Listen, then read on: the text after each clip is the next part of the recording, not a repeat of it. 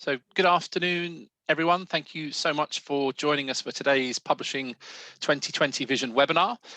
Today is actually the last in the series of events that we've run throughout the latter half of 2020, hence the series name, and now into the start of 2021.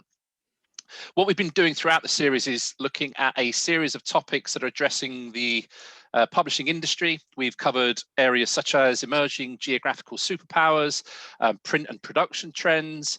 We focused in discussions on specific market segments, such as the developing edtech space, and so on. But I'm delighted that today's session will be looking at how Pearson are optimizing their publishing supply chain. And we are going to be joined in a moment or two by Manos Kapterian, who I will introduce in more detail in just a moment's time. So just a quick introduction to myself. As the slide will tell you, I'm Paul Randall. I'm the product marketing manager with the HP Publishing Solutions organization, which is part of the graphics business.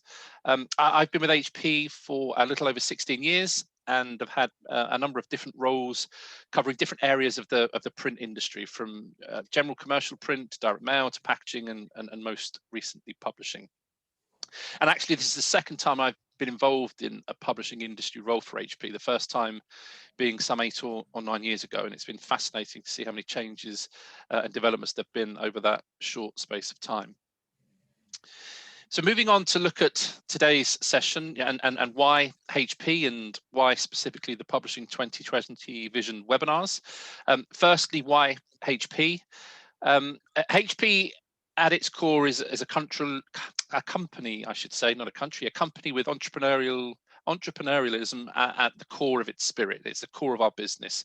The company vision is to create technology that makes life better for everyone, everywhere. And this is very much the vision that guides everything we do, how we do it, and why we do it. And it's very much true to the original inspiration and the foundation of our company. So in short, the company mission is to keep reinventing.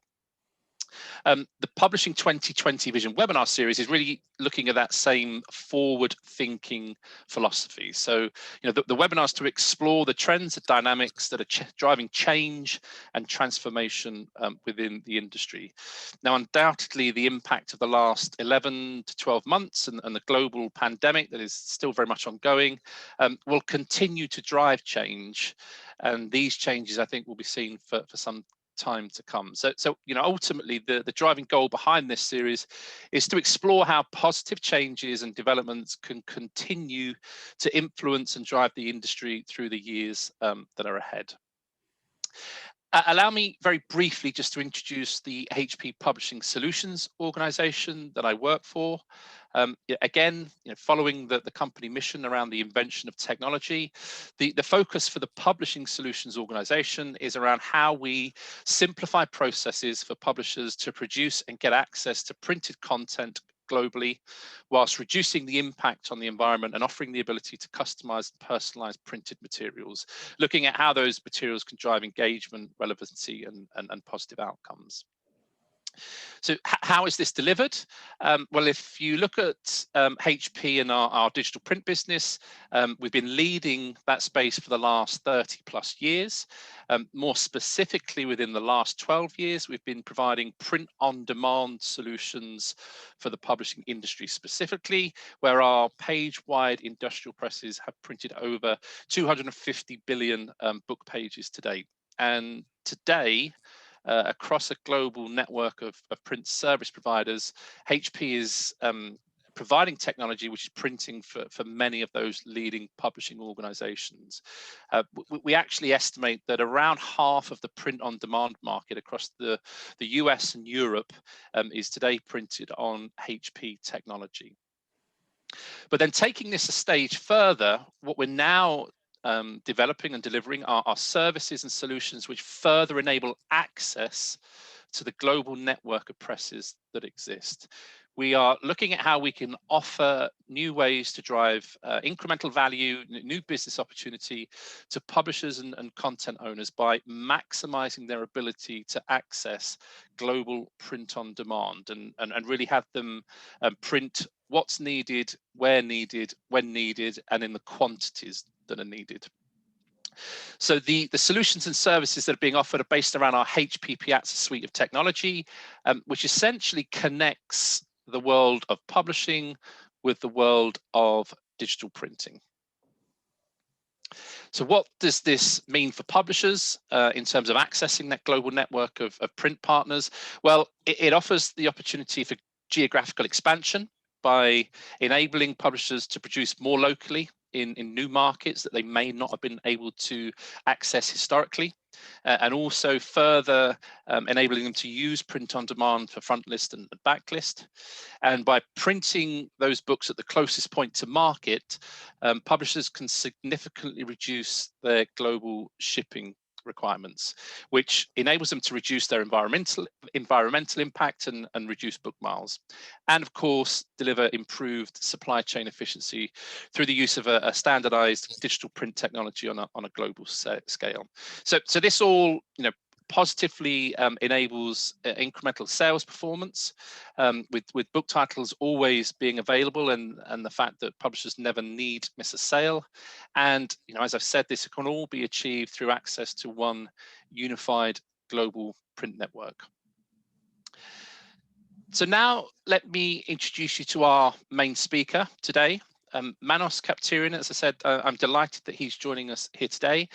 Manos is Senior Vice President Operations at Pearson, and during a career spanning nearly 20 years in the education sector, he's held a number of senior operational and commercial roles, including as Managing Director at Pearson Qualifications International.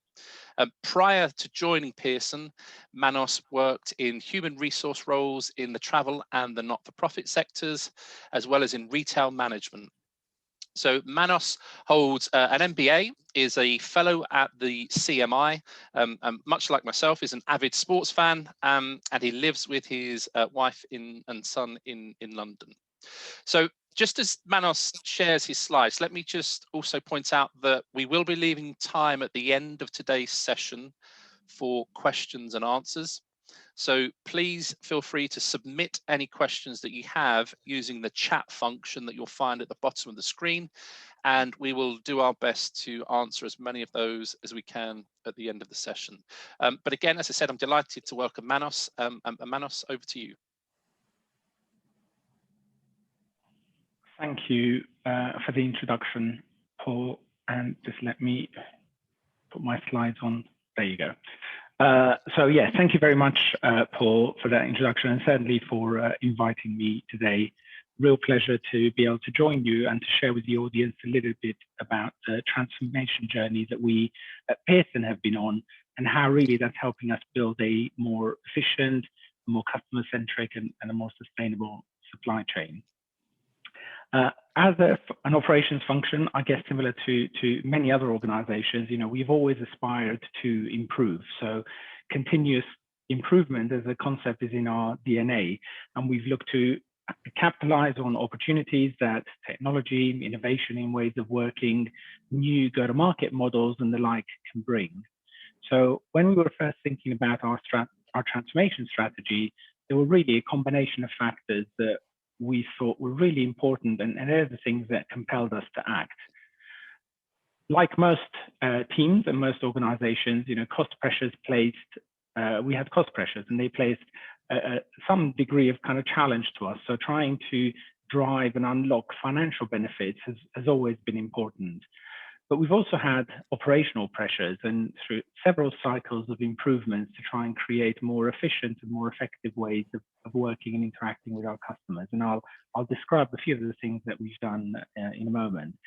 And of course, increasingly recently, environmental pressures and innovations in the way that we can have a far greener supply chain have become important. So sustainability and the drive towards the circular economy has been a key factor. And I think as a team, as an operations function, taking a leadership role in all of these areas has been super important for us.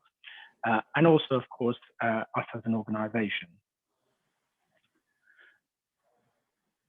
Over the last few years, a lot of our focus and our improvements have been on process. We've tried to integrate new platforms and applications.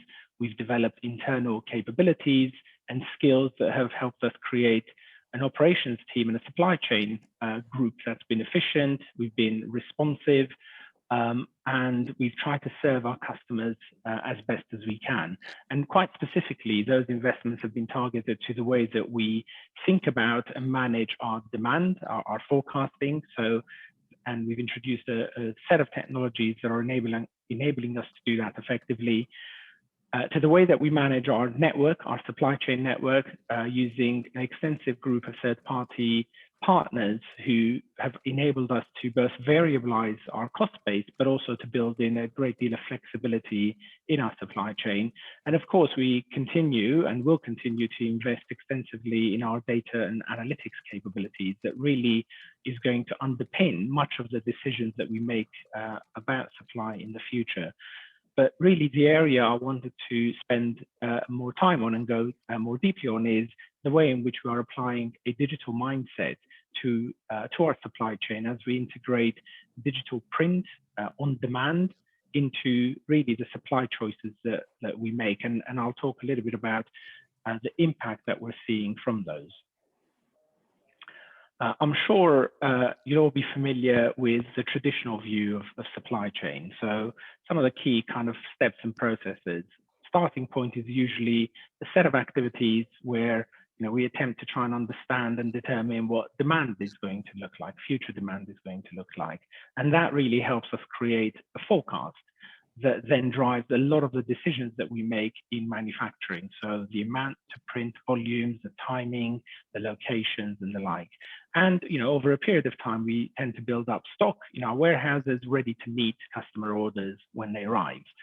And we start to see those orders come in, and there's a whole bunch of processes involved in making sure that we pick, pack, and deliver that product to the customer. Over the years, as I said, a lot of our focus has been on each of those kind of areas, individually and also collectively in terms of improvement. So we've tried to develop more sophisticated forecasting capabilities, which we've deployed globally. That has allowed us to optimize the manufacturing methods that we have. We've invested in creating improved workflows in our warehouses so that we can drive efficiency and really thought about our freight routes. And to be fair, we've seen significant amount of benefit that we've been able to derive from all of those initiatives. But some of the historic challenges with the print to stock model have persisted. So we continue to see excess stock. We continue to see wastage. Our obsolescence is always higher than we'd like it to be. We have returns and those sorts of issues. And I guess that's very similar with all of our competitors. So to try and kind of mitigate that, we look to create some on-demand capabilities, and we've been working with a range of printers to try and do that.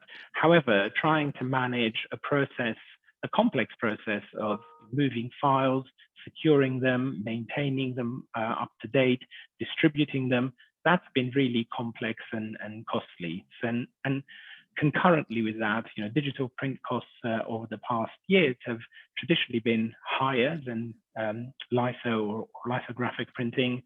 The quality has actually never been quite as good, at least not in the eyes of our editorial teams, although both of those things have changed significantly in the last few years. So these were problems that we needed to try and solve because they persisted in our supply chain. And just over 3 years ago, we entered into an early discussion and then into a partnership with HP and one of our key print partners in the UK, Ashford, where we developed an end-to-end solution. And that solution brought together a set of existing capabilities that we had in digital printing, in on-demand, and integrated it to our order management processes, and finally connected them to the last mile. So when I refer to inventory-free, our inventory-free program, it's a solution. It's not just digital printing, or it's not just on demand. It's a set of kind of combination of applications. Paul has referenced some of those. So HP Piazza, which is a set of cloud-based services that allow us to hold and direct and manage our files. Applications like HP SiteFlow or versions of SiteFlow that allows a print partner to manage the production process, and we've invested in our own ERP to create automated order management flows. So that's really that is the solution. It's really an end-to-end automated solution. And in simple terms, what that means is, if a title is on an inventory-free program, the order through to delivery flows almost touchless. So whether that order comes in through our ERP, into our ERP via e-commerce channels, it comes through electronic transmissions or EDI, or in some cases, we still key in orders. Our ERP will recognize that as an inventory-free title, and it will route it to Piazza, where our print files are stored in the repository. That order will then get directed to a print partner, which is based on a set of inbuilt logic that we have, and the primary kind of trigger is the location, the end location of the customer. And therefore, that ensures the order gets printed at a print partner that is closest to the final delivery point. And I think importantly, Piazza really brings together a set of benefits in terms of security measures that ensures that print files are only available securely, they're available only for a limited time and for a fixed print quantity. So entirely traceable at all times. And therefore, whether we want to print a book of one or whether we want to do a short print run, largely dependent on the capabilities of our print partner, as a process, it doesn't change. It remains the same.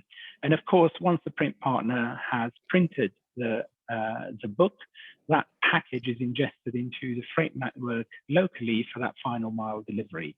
And in the case of the UK, where inventory free has been live for the last couple of years, our partnership and our relationship is with Parcelforce, but we are establishing similar agreements in other markets. So some numbers about on our program at the moment. A little bit modest perhaps, but really, we've built the foundations to really kind of grow and expand the program globally. But so far, we've successfully processed well over 30,000 orders. We've printed well over 1.5 million copies. Our delivery kind of rates to our existing SLA, 98% plus. In fact, more recently, it's been far higher than that, and often far shorter in terms of time frame. So we are looking at ways of improving that to 48 hours or even quicker in some instances. And to date, we have over 3,700 UK titles, and our intention is really to increase that tenfold over the next period. And considering that we have all those foundations now in place, partway through the year last year, we agreed a long-term partnership with HP that's really now going to allow us to accelerate inventory free beyond the UK and beyond a pilot phase that we've been in. This is just a kind of short, quick view of our rollout plans. We have in fact gone live now with our European partner. That happened in the autumn of last year, and our plans are to really expand it globally. We are close to implementing the solution in Southeast Asia. We are in discussions of introducing it into North America, and as you'll see, all of our regions will eventually start benefiting from the program as we deploy it globally.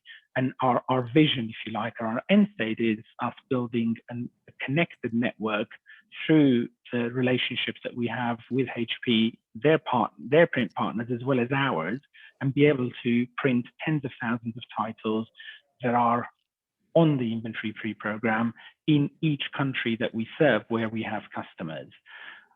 So a really kind of extraordinary journey. It's been exciting, particularly kind of in the early days as we conceived of the program. We kind of started to develop the solution, and it's been difficult at times as well. And it's fair to say that we've learned a huge amount in the last couple of years. We've made a series of incremental improvements to the way the process flows, to our systems, to our ways of working. But I think all of that now has got us to a place where we feel confident that we can scale globally. And I've already perhaps alluded to some of the benefits that inventory free brings, but want to spend just a couple of minutes on what I think will become increasingly actually one of the key drivers and a topic that I'm really passionate about. I feel we have individual and collective responsibility for, and really that is how our supply chains become more sustainable in the future. And for us as an operations group, we've set ourselves some ambitious goals around sustainability, and we've grouped those under 3 broad headings. As you'd expect, how we develop our products and services in the future is going to be really important, and ethical production and manufacturing methods are going to be key. So we have commitments around ethical sourcing of paper. We expect to have all, certainly most, if not all, actually, our paper FSC accredited or carry similar accreditation. We've started to introduce packaging that is recyclable and biodegradable with our partners, our 3PL partners, and increasingly we're working with our printers to think about how we can make the printing process more sustainable too, with things like soya or water-based inks. So quite a bit of activity around our products and services. The second area is driving climate-friendly supply chain. Main component of that is how we think about and reduce our carbon footprint. And really, this is where I think inventory-free comes to its own, because we're increasingly going to be manufacturing our product closer to the consumption point. So the journey that book will make is going to be far shorter than it is in the current supply methods that we have. We will reduce extensively the use of air freight. We have already, actually, and I think we want to go further in the coming years. And that in turn will ensure that our carbon emissions across our logistics are reduced. And then the third area around the kind of relationships that we have with vendors. Clearly, we're going to be working with a large number of vendors in the coming period, and we want to make sure that we are selecting and working with vendors who respect and promote human rights. And we have a set of standards, internal standards that we use to hold our vendors to account. And you see some of the examples, I think, on the slides there. So, quite a bit of elements, I think, that we are actively considering in how we introduce into our supply chain, and really inventory free is providing the platform for us to be able to do that. Now, across all of these, we're going to have a set of metrics that we're going to track, report on, to demonstrate to ourselves the progress that we're making, but also to do that for our partners and our customers. So I hope this kind of gives a sense of how important sustainability is, and really a major driver in the decisions that we are taking today and in the future. And as I said, the inventory-free platform and the conditions that we have set in place really help us to achieve those goals. But sustainability isn't the only driver and the only benefit. There are a number of other benefits that we have seen already through the smaller scale pilot that we've had. Certainly in the space of cost and capital, we've been able to reduce financial risk, and we think we're going to do that more extensively as we eliminate the unpredictability that can exist between your demand planning and forecasting activities and your actual supply. So the closer that is, the less mismatch, clearly, the less risk there is. We have already seen how we can reduce our freight distribution and warehousing costs as a result of using a kind of digital on demand. And we've mapped what that will look like in the coming years as we expand the program. And we are demonstrating improvements in working capital as well, because we expect to be holding a great deal less inventory in the future. So some key benefits in cost and capital. Equally, I think in our process, as we've automated and integrated the process end to end, we've seen fewer errors, and our error rates have been a lot less than they have been in the past. We've also created some really valuable tools in our data and analytics that initially are allowing us to manage our operation effectively, but I think increasingly will form the basis of the information that we share with our customers on the progress of their orders. So providing that real-time track and trace information across the end-to-end journey, I think is going to be critical. I've already referenced sustainability as a topic, so I won't labor the point, but that remains an important area for us to demonstrate improvement on. And the final point, and I think Paul alluded to that briefly as well, is having our titles on an inventory-free program means they're always available, so we are never out of stock. And with the titles that we have today, we have actually seen incremental revenue as a result of those titles being available. But importantly as well, we've ensured that we haven't lost any sales as a result of unavailability. So really, it helps us drive our revenue more effectively as well. So I think for all the reasons that I've described, the approach of printing on demand instead of printing to stock will become really central to the way that we think about supply chain in the future. And I think it's going to be one of the key reasons and the key drivers of unlocking a range of economic and environmental benefits. We've made considerable amount of investments as an organization, and I know HP and our print partners have as well, in trying to develop a solution that's really elegant and really helps us to pivot, if you like, to that on-demand model. But of course, we are not nearing the end, really, arguably we're really at the beginning of our journey. So there's a huge amount of work that we still need to do as we extend the solution and integrate kind of the digital supply chain in all of our markets and in all the business lines that we operate in. So this really becomes one of our key strategic priorities as an operations function for the next year, 2 years, and 3 years. And I think it's one that will continue to shape the way in which we do things. And I know it's really welcomed by our stakeholders and our customers, who are not only demanding a better experience from us as a business, but also to demonstrate our ethical and sustainable practices across our supply chain.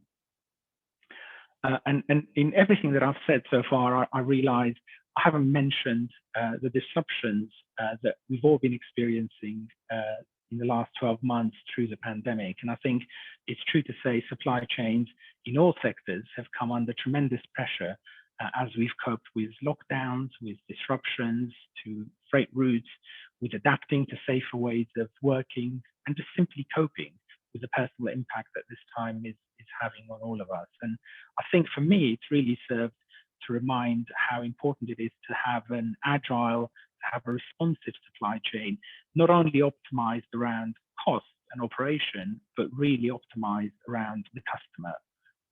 And I think, that's one of the reasons why I remain really enthusiastic about our relationship with HP and our extended network of print partners. We're going to continue to transform and innovate in this space. And I think the more we do and the further we go, the bigger impact that we will have. So I guess in a short kind of 10-15 minutes, that's the story in how we've been thinking about our supply chain. Thank you for listening. I think we have some time for Q&A as well. So I'll hand over to Paul. Indeed, we do, Manos. Again, let me just reiterate and repeat my my thanks for you joining us today and giving us some insight into the background around developments and the changes and the transformation that you've been leading within Pearson. So again, just to repeat for those on the line, we are going to have a quick Q&A session now. So if you do have questions that you want to submit, please use the chat function that you'll find at the bottom of the screen. And as I said, we'll do our best to manage the questions as they come in across the remaining 10 or so minutes. So Manos, we covered a lot in that. I've got a couple of things that I want to just kind of almost come back on and dig into a little bit more with some questions. Now, towards the end of the presentation there, you mentioned a lot of different kind of benefit areas around cost and capital and sustainability and growth. So a lot of impact on the business. Is there one particular area that was really driving the transformation and the need to address and identify new solutions? Was there one that stood out? And then as a second part of that, is there something perhaps that you're able to do now that you weren't able to do previously that really driven the biggest change?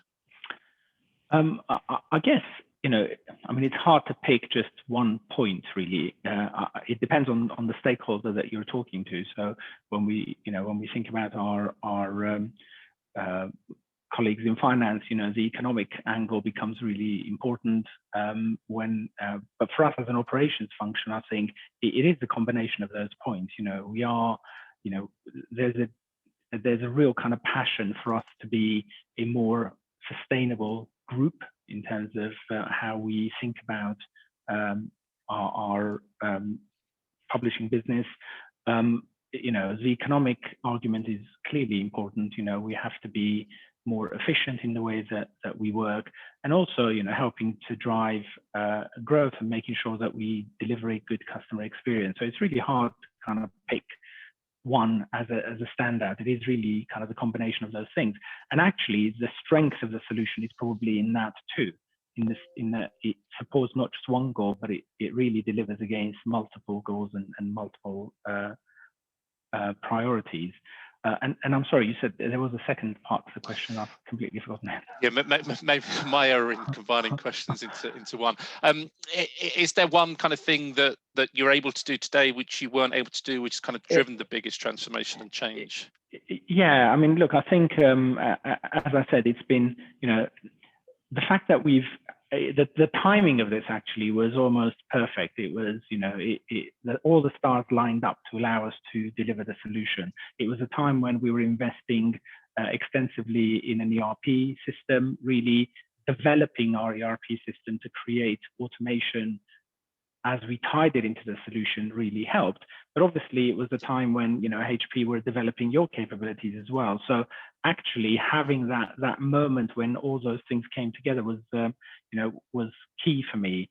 And what we really want to kind of demonstrate next as we expand the program is, in addition to kind of the benefits that we talked about, I said we still face some challenges in our supply chain. We still have waste. And I'm sure that's true for others too. We still have obsolescence. We still have large volumes of return. So trying to manage those more effectively, I think, is going to become important. And if we think about kind of the next set of metrics that we will aspire to, I think that's the space that we're going to be focusing on. Okay, I'll try and keep this just to one question rather than combining two. This next one. So you mentioned kind of reduction in run lengths, and we talked notionally, I guess, about the book of one. So is that something as a business model that is really viable? Can you share with us any information around your kind of average run lengths or order volumes that are going through the system, and how the book of one or the lower run volume becomes really economical, taking into consideration costs and timelines? Yeah, well, I mean, we've done, trying to get this project off the ground, wasn't simple. Apart from kind of the solutioning in terms of how we deliver it, we clearly had a lot of hurdles internally to get through to prove out that actually financially it was, it's based on kind of sound principles. So, when you think about your total cost across your supply chain, your total landed cost, and that's where the dynamic kind of the interplay is. We've seen how we can really reduce our distribution warehousing costs as we increase some of our manufacturing costs. I think it's true to say that when we print a single title or a short run title digitally, there is still a premium versus if you look at the printing cost only. But actually that premium gets diluted and disappears when you look at your entire cost. And that really gets achieved through scale. So, one of the reasons why we're very keen to really accelerate the program is the more scale we have, the clearer that benefit becomes. But we've been able to model that out through our financial modeling and prove it out. So, and that's really how the business case and the investment case got approved in the first instance. And in terms of our volumes, it really varies. There are many examples where we have orders of one that we'll fulfill, but equally, I think, anything between 20 copies to up to 100 or more copies, we have seen those orders come through.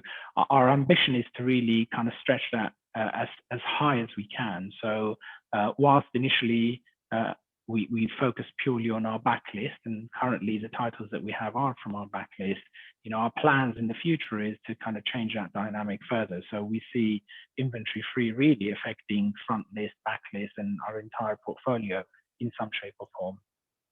Okay, great. Now, just following on from that that answer, one of the things obviously you started to address there was the topic of fully landed costs, which I'm sure is to a certain extent a complex conversation to look at. Certainly within a business like Pearson. What's been the appetite to address that across the business, and who's had to be involved in that end-to-end process? I think we had to. We were the early advocates of this, right? So we had a bit of a battle with our leadership teams, our local, the way we've kind of organized across Pearson. We have commercial groups in our geographies, we have our finance team. So trying to kind of get traction behind what we wanted to do, why, and proving it out. It was, something that we had to really drive through. But, as I said, we proved the cost out. We probably don't have the time to go into kind of the detail about how we completed our modeling, but we literally ran several scenarios on our cost structure, and we've proved out that removing the costs that we remove at the, back end of the process, far higher than the costs you incur at the manufacturing end of the process.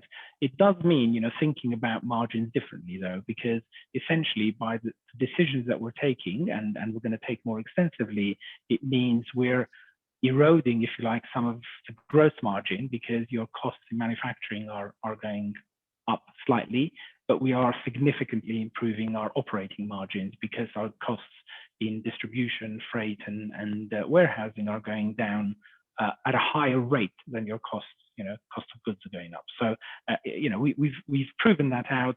We have, in fact, in the last kind of few months, we've described how we can extensively expand the program across all of our markets in international, and we've got the support to do that. So, there's a lot of work to implement, but I think the hurdle of proving it out, we've gone through.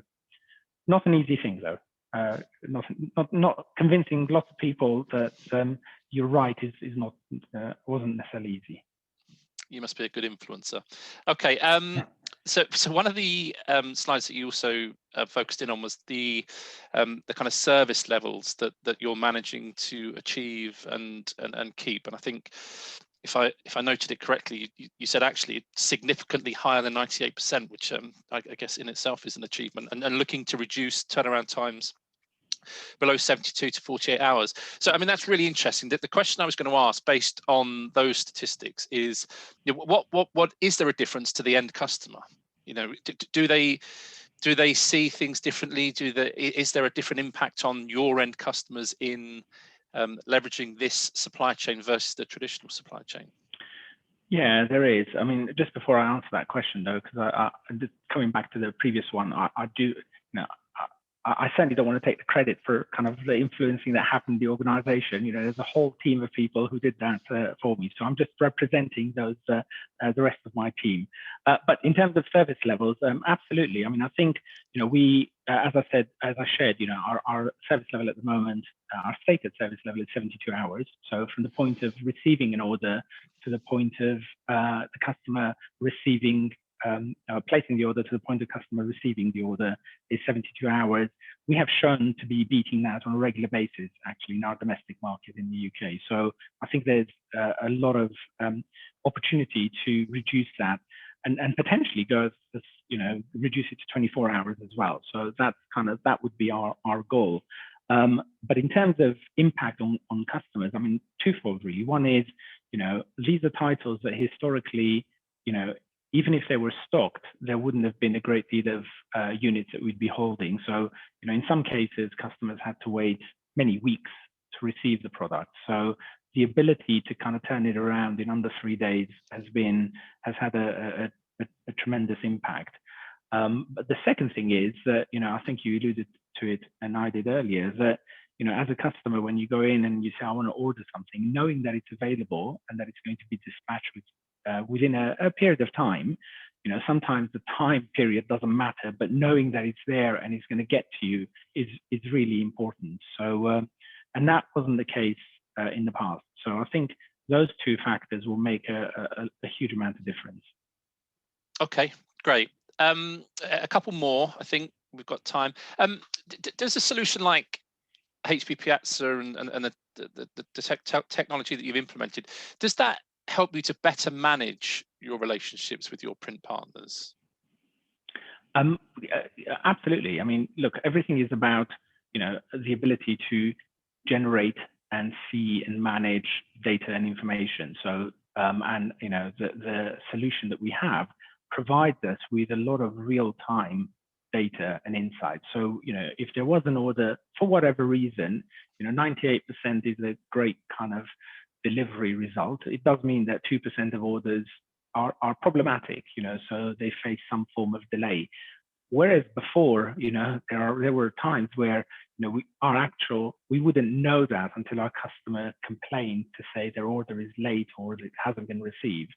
We can see those triggers far, far sooner in the process. We can really be proactive. So, that's why my hope is that, 98%, we should get that to 100, because if we can detect the problem quick enough, you can still solve it and deliver it within your kind of committed SLA time. So the power of that data and analytics, I think, is what's going to change the relationship that we have internally with our print partners as well as our customers, as we make that available to them as well, that level of kind of insight and access to customers as well.